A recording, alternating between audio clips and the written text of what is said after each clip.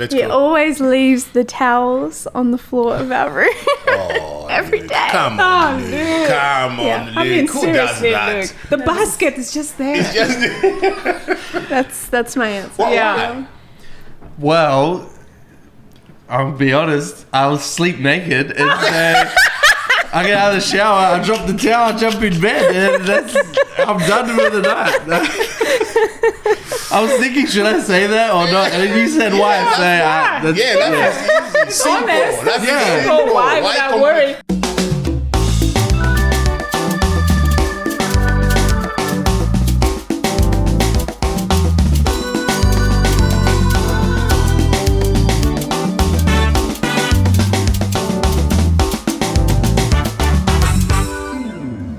Hi everybody, welcome to Mike and Christelle podcast, where family meets faith and fun. Today we have Sarah and Luke with us. We get to hang out with them and share some good stories. But before we start, please remember to click the notification bell so you do not miss when we post new episodes. Hey, Sarah. Hello. Hey, Luke. Beautiful couple.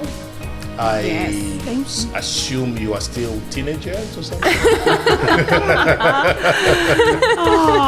You look young. You look young. I mean, it's a compliment here. You know, in Africa, when you say someone is young, it sounds like maybe disrespectful, Yeah. or it's like an insult. Yeah. If you call someone elder, or it feels like, that respect. In the West, it's different. If you call me old, like that's an insult. like, So let's call you young people. Cool with that. You are still in your 20s. Yeah. Yeah. You're still in your 20s though. Yeah. How long have you been married? 7 years. Yeah. 7 years we've been married. Beautiful. Happily married Yeah. for 7 years. Yeah. And how many kids do you have? 3 and number 4 on the way due in One May. baking cone. one baby.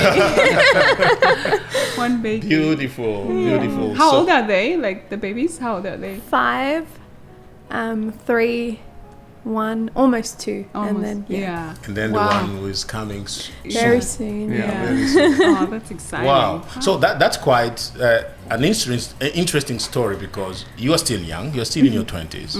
You have 3 children. And you are on your way to get another one, which is not really common in the West. In the West, people start getting children in their 30s, things like that, and then they have only 2 or 3. But you are kind of blessed with children. Can you share some of the challenges you have been facing as a young family and the pressure of having young children in your relationship? Yeah, after having kids, I think one of the big things was just readjusting to, obviously, someone shared with us when we got married, and thought it was an awesome analogy of like, yeah, Sarah's on the left, I'm on the right. What we put into each other is our marriage in the middle. But obviously, kids come in, and then I'm giving to Sarah. Sarah's got to give a lot to the kids, taking that primary carer's role. I sort of get what's left over out of that. The kids get what's left over out of me. Yeah. Yes. And so it's like that whole re-establishing that relationship and how we were best friends and it was just us, and now we've got other people to have to give to. Let's repeat that again. So That that is so some people are like me in English, so they are still learning English. You said you invest in Sarah when you got married. You invested in Sarah. Sarah invested in kids because she was the primary carer for them. Yeah. And then you got from Sarah the leftover from the kids. Like after she's done everything for the kid, then you get the, hi. yeah. And then because you are pouring into Sarah, you did not have enough to give to the kids because you are giving to that's what you said. Yeah. So how did that affect you? Yeah, I think I would say for me it felt like I took a back seat in our family's journey. Yes. And so I think Sarah had much bigger costs when we had kids. Yeah. But I think even that played into it of like, oh, look what Sarah's going through. How dare I complain? Yeah. And so you just sort of, and as a dad and as a man, it's like you just got to cop it. And so that was probably the first big thing kid number one, and then I'd say it's compounded.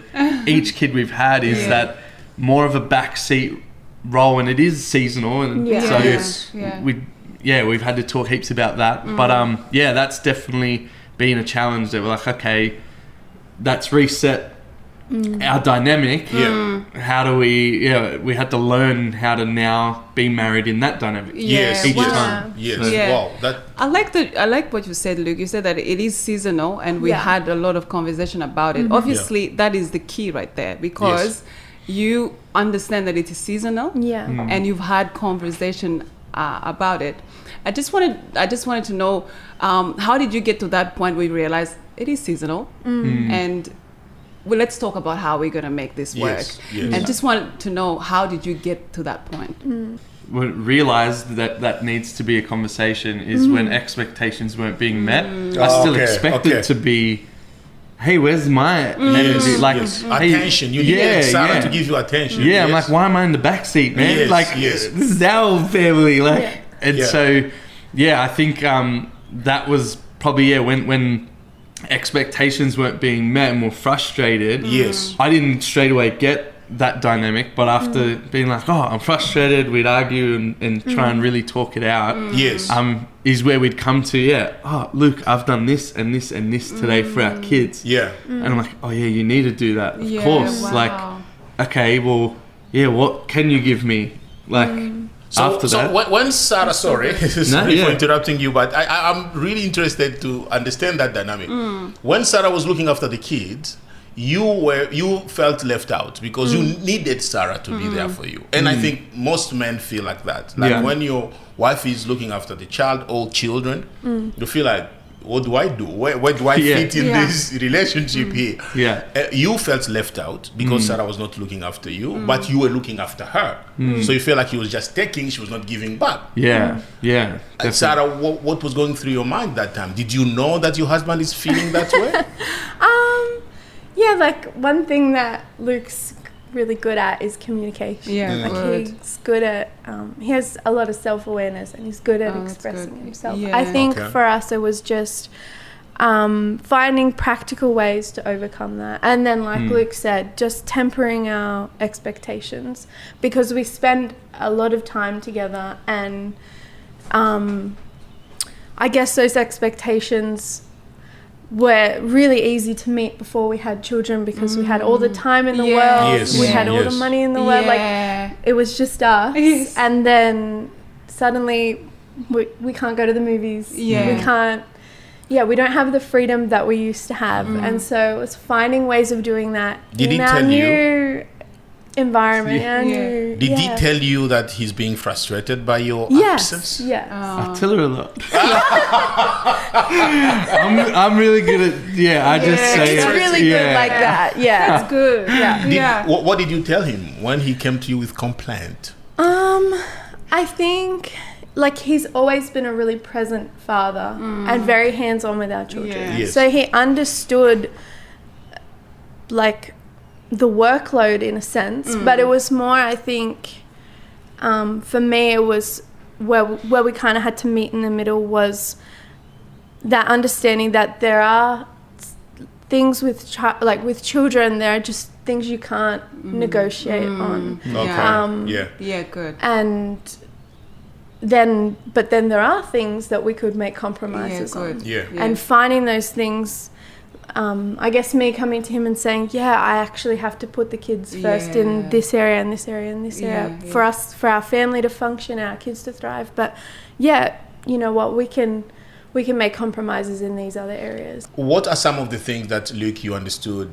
Okay, this one, I don't need this. No, I agree that I have to live without this attention here. And what are the things that you said, no compromise here? Like you have to give me attention on this area. Can you share some of those things? Luke is like, all right. Can I say one? Really good. When we would be out socially, we were always together. And when we would bounce off each other with our friends, when we had our children, suddenly they need things, and he would be like, come and hang out with me, like just leave the kids, it's okay. But like Let they them need drink things. poison.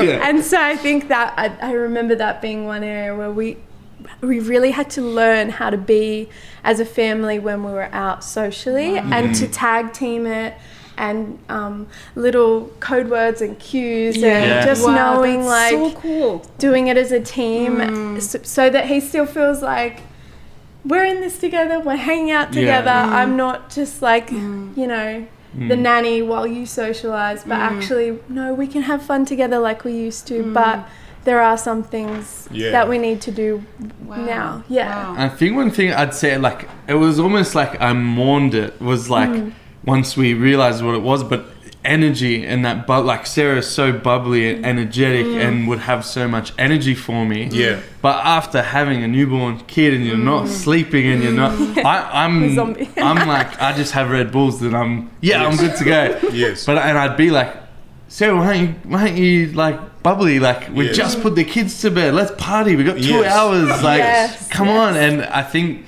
that was adjustment. She was tired. It takes a toll. And you were like, oh, the kids are away now. Yeah. Sarah, where are you? Yeah. Let's watch a movie or something. Yeah. And I think probably like Sarah breastfed, so even the physical toll that could take, I have no idea. And it wasn't really until I probably was able to care for a whole day and say, Sarah, go out. Yes. I'm understanding, this is like, even mentally, how you've got to be on so vigilant and like all those Which things, was very just new for learning me. about parenthood.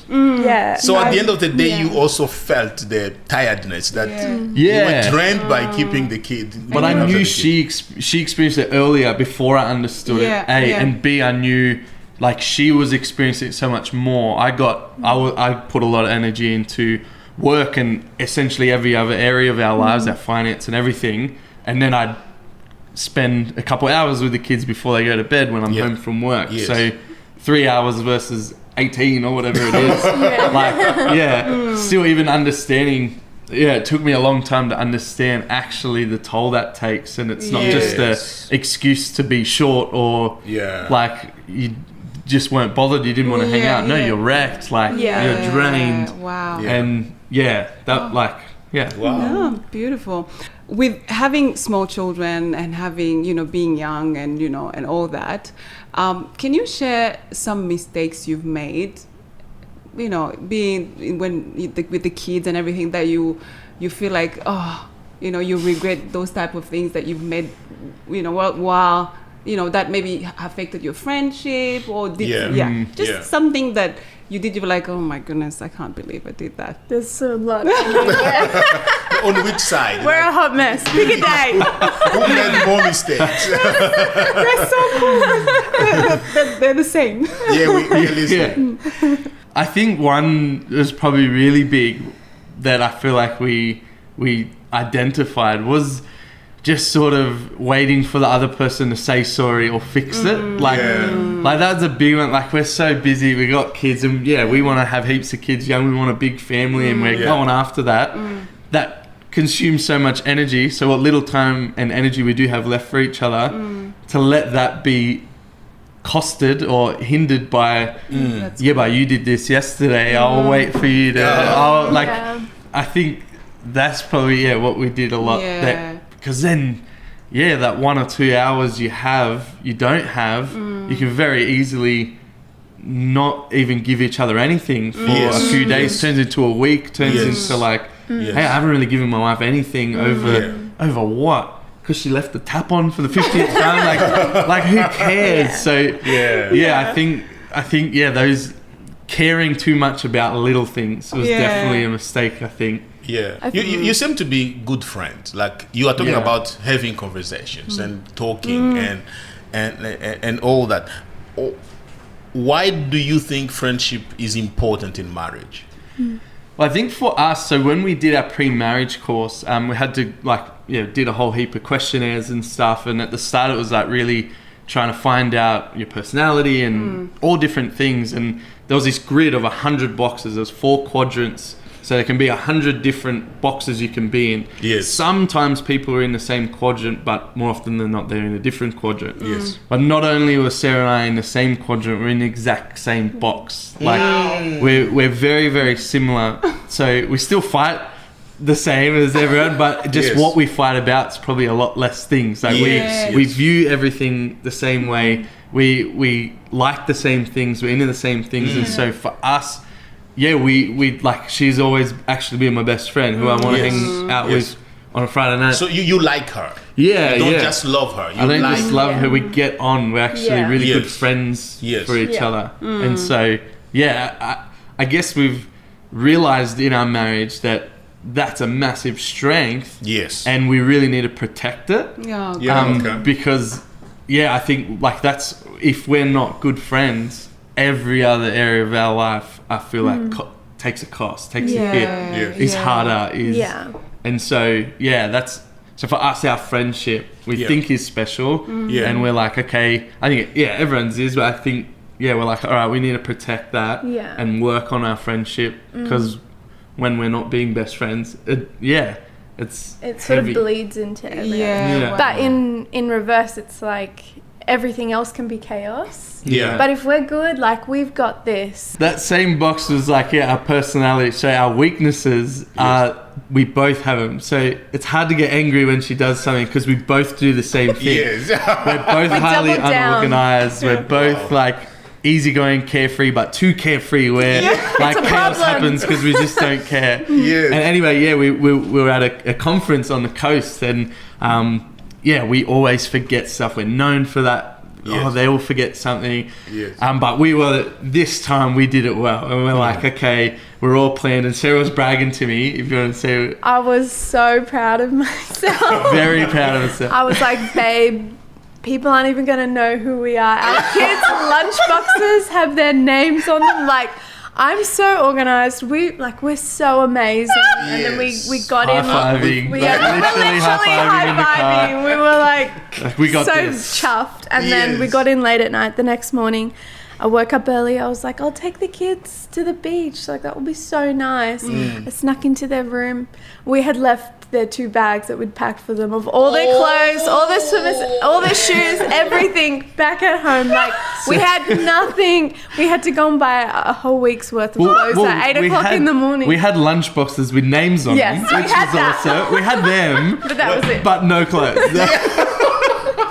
Amazing. So had to do a whole week's worth of shopping. You are very similar indeed. And no one blamed the other, because that's who you are. Like, we just have to laugh. I got frustrated. Like, we get frustrated, but how can you get angry? Because literally we have 20 stories that are exactly like it. Half of them mine, half of them hers. The most asked question in our marriage the first year was, have you seen my keys, or have you seen my phone? There is something like wow. How do you keep your romance with little children? And I don't want to tag it as disorganized life, but your unique kind of life. No pressure. No pressure life. Comfortable life. And little children. So how is your romantic life? Like, how do you maintain that?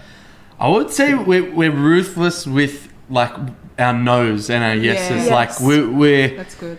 We will overcommit and get busy, but if we need time for kids, we just will say no. We don't care what it is. We're happy to just go, nah, like our kids really need us. We want to be present. And then for us romantically, we just will go, okay, we want to do this. If we're like, we really want to go and spend time at the movies, we'll take the kids. They might be up till 10 or 11. Oh well, like we don't really care. Or not, we don't care about the cost, but we're happy to pay the cost. To make the space for what we need. And we definitely, I think the cost of living like that is we always sort of need something. We always go into, we don't manage our time, so we get a good balance of everything always. We're always leading into doing something, and then we just change it and go, we've probably made our kids, we've probably sent them to their room early at 7, too much this week, so that we've had too much us time in the night. So let's turn all the lights off and get the flashlights out and have a crazy night with the kid. And then we'll do that too much, and we just sort of do it that way. We just keep readjusting. There is this concept of problem to solve or tension to manage. I think you've heard of it in leadership. Like, it's not a problem for you to solve. Yeah. It's just a tension. Certain weeks you don't do it. Yeah. Certain weeks you make room for it. Yeah. It's not like we've solved that problem. Yeah. We are fine. For us, we have 2 hours every Tuesday and 5 hours every Friday. You don't have that. Yeah. Probably the only thing with that quickly is we that has got us in trouble with working on the friendship. Like, because we go, it's a season, we can let life take over. And that's where we go, like, I think we probably did too much at the start. It's a season, so we don't need to have a conversation. And it's like, no, we do. You need to fight for your marriage. You need to fight for that friendship. We need to fight for our relationship. But understanding the challenges that are coming are seasonal. But we still strive for. Well, we can still be best friends. It'll look different because of the season. But I think we were lucky to, like, in our marriage is being a similar time to a lot of our family, a lot of marriages in our family going through a lot of hard things. And so being able to learn from that and go, we don't want to finish having kids and not know each other. Like a lot of older couples we've seen split or have big challenges when their kids move and become empty nesters because they didn't either keep their marriage or friendship or whatever it is. And so we're like, as much as it's seasonal, we don't want to let it go. We don't want our marriage or friendship to disappear in the background of it. Like, Talk to us now about the routines that's maintain your friendship. So some of the things you do, the tips of maintaining your friendship. I think for us, a big thing was, like Luke said earlier, just changing our expectations and just accepting the fact, okay, we can't leave the house like we would like to, but we can still make time for us. And so changing maybe what it looks like, but still making the frequency of it a priority. And I think that's something we've been pretty successful at, like over the course of our I think seasons of having young kids. The thing we do is be intentional with the little time we have. So like I remember we sat in the Alpha marriage course. And it was crazy because what we were saying leading into that is, we don't go on dates or whatever. Like we felt like, we need to spend more time together. And what was interesting, we sat in there and they were saying when you have kids, a date might look like sitting at home watching a movie when your kids are in bed. And we're like, we get to do that every single night. And so it was going, okay, let's be intentional with that then. That's a date. That's our date. So let's make it a date. Let's have fun. Let's, as tight as we are, we don't have to be energetic, but let's just get the cards out and play cards or something. And then defining it as a date and being intentional totally changed that 2 hours watching a movie. It went from what we're doing at night to that's our time. It's date time. And so that's probably been the biggest thing we've done to keep that. So you started to value those 2 hours, 1 hour that you get together every day, and you name it a date. Instead of just now we are free for 1 hour. No, it's a date. That's really cool because sometimes when we hear date, it's synonymous with going out, a nice restaurant and sitting. But just having that perspective is good for someone out there who's like, we don't go on date, but you're actually doing dates with your spouse when you're sitting there watching a movie where the kids are, sleeping. So because that's really in most situations, the mother will be at home working hard to look after 3 children now. That's a big job. And the husband will be at work, maybe doing some manual work and tough stuff, and come back home really tired. And that is not easy to manage because both of you have a justified you are justified crankiness. You are justified to be cranky, or you're justified to be, to have an attitude. But you chose not to do that. You chose to, really cool. Despite all my tiredness, we have 1 hour. Let's play cards together. Let's let's play a game, let's watch TV together. I think that's great. And you stay intentional. Are you still doing it? Yeah. And I think one thing that we kind of do, like a practical thing that works really well, is when Luke would come home, we would try and make that time joyful. Yes. And so we put music on, or we play a game as a family, like running through the house, or go and do something that when our days collide at the end of the day, it's a positive experience. So in this season, going to a restaurant is not your thing. It's my idea of a nightmare. And it splits us really, because one's chasing, like we got 3, one's always chasing kids. And so we just tag team, and that's where, like, I think that's like good and healthy, and we do that.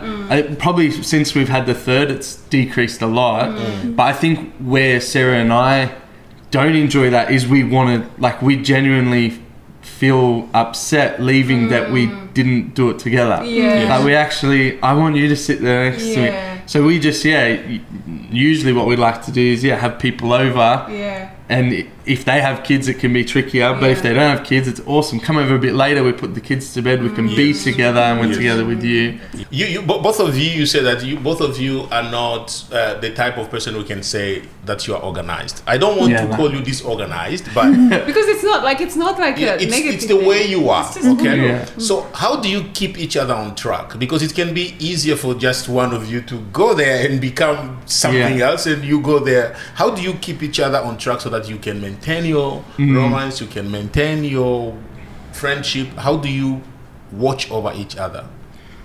I think lots of conversations, and that's where I'm grateful, because we did get married quite young, and we do have different communication styles. Yes. I tend to withdraw, and Luke talk a lot. And all that. Sometimes he would draw graphs and diagrams, or some Good man. drop some statistics in there. What is going on? Yeah. So you bring a table, a whiteboard. I would put up, so because one thing that has been really helpful with communicating is it's not like, if I move that there, we don't fight about that being moved there. Yes. She comes to me with how that made her feel. Yes. Right? So that we don't, it's never really what happened, but it's how it made us feel that we talk through. Yes. And so a lot of the diagrams was like, okay, this is what happened, but this is what the issue is, and this is what you were feeling in your issue. Because I feel like that's the way to work through it and solve it in my mind. Yes. Whereas I would be able to ice him out for several days. This is not doing anything. I have my granddad's stubbornness, it's not getting through. The diagrams were not helping you. No. Oh. But I feel like we've really gotten our communication to a point where we can both overcome our own the things that used to get in the way. We just toss that to the side, and you're really succinct at getting to what's the heart of the issue, and I'll drop my pride a little bit more, and we're willing to, because that's what I would do, right? She'd have an issue, and I've graphed it and got the proper. She doesn't want to see that. She wants me to acknowledge what she's upset about. Yes. And so I've had to learn to, I don't need to fix with my diagrams. I need to acknowledge what you're upset about. I don't want to see a pie chart. And then she's like, it's not just gonna be. Sarah could very much be like, not talk and just forget about it and it's all good. Where I'm like, no, we need to talk about once it's. Same for me. I need it to be acknowledged. Like if you acknowledge this is what's up, okay, cool. We can work on it later and let's get on with it. But if it's not acknowledged, no, I'll get my graph out later.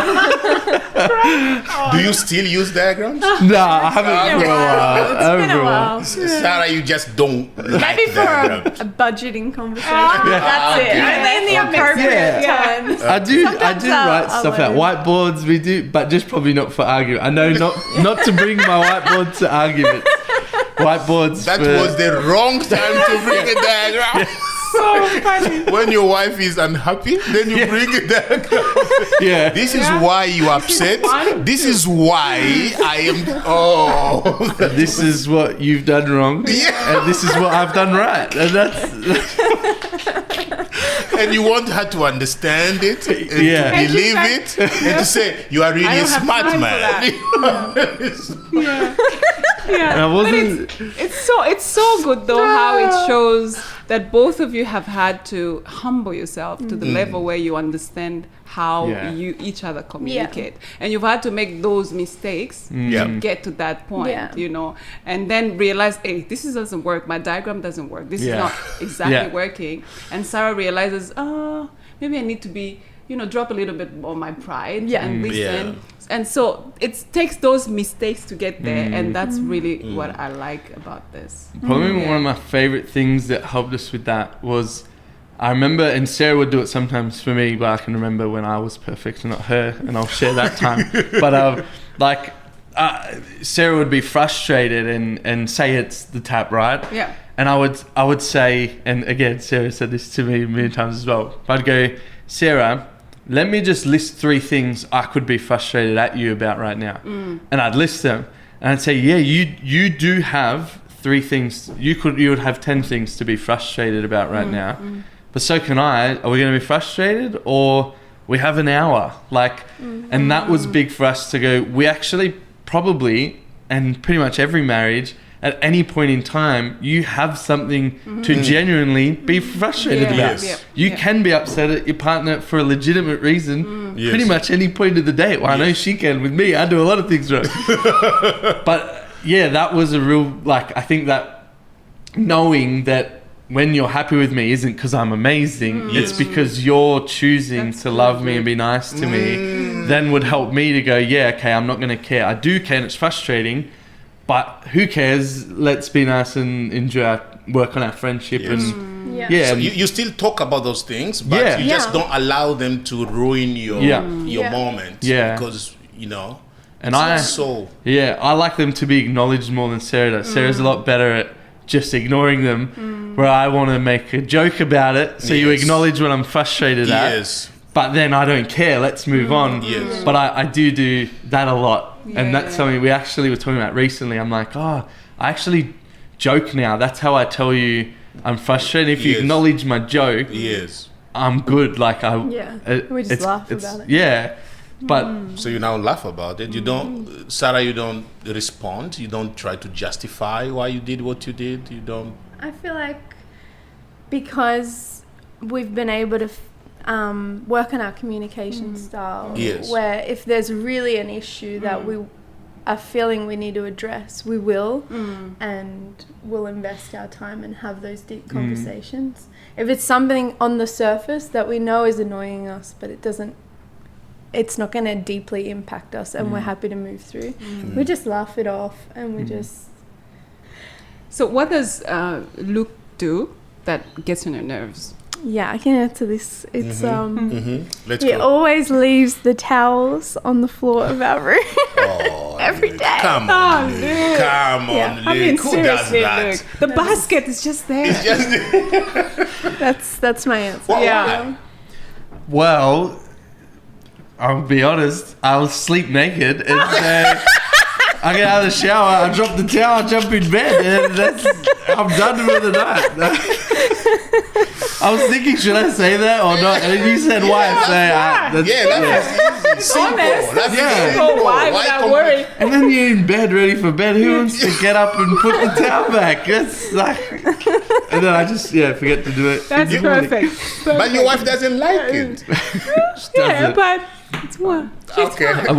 She's fine with it. What does she do that gets on your nerves? I feel like it's unfair because, she blames the strength thing, but she leaves taps on everywhere. She never took weekends. She has weekends. She has weekends. But I just, in the entirety of when I walk around, I'm turning off taps the entire day, every day. So you know she's been here. Just leaving my mom.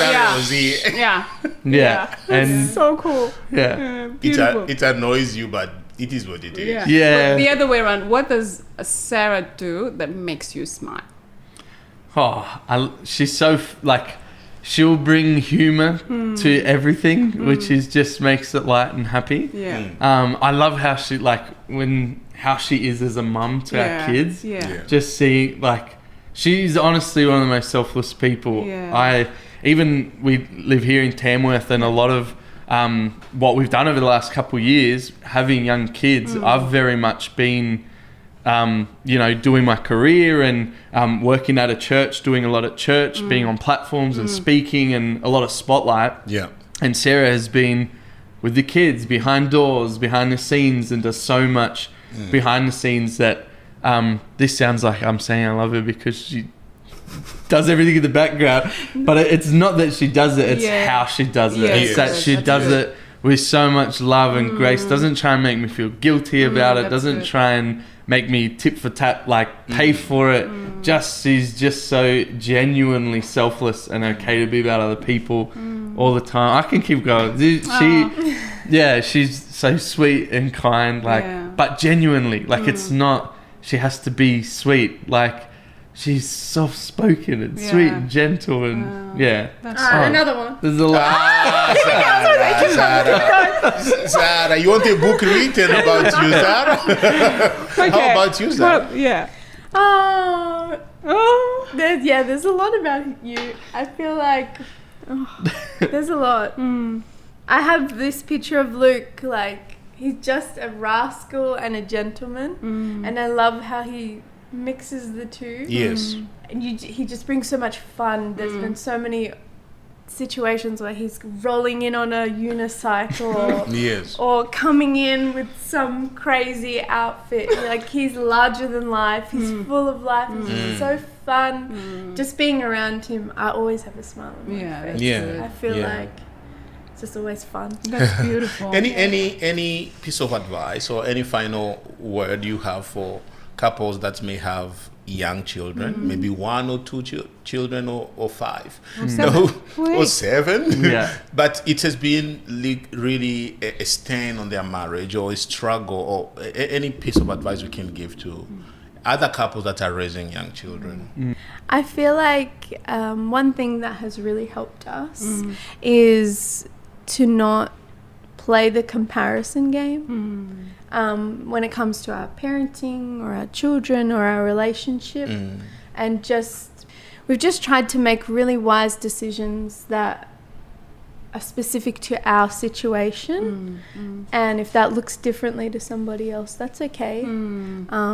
We don't let guilt play a big part of we have so much going on already mentally. I feel like we really fight for each other to not let guilt and comparison rule our minds, and to just empower our journey and our story.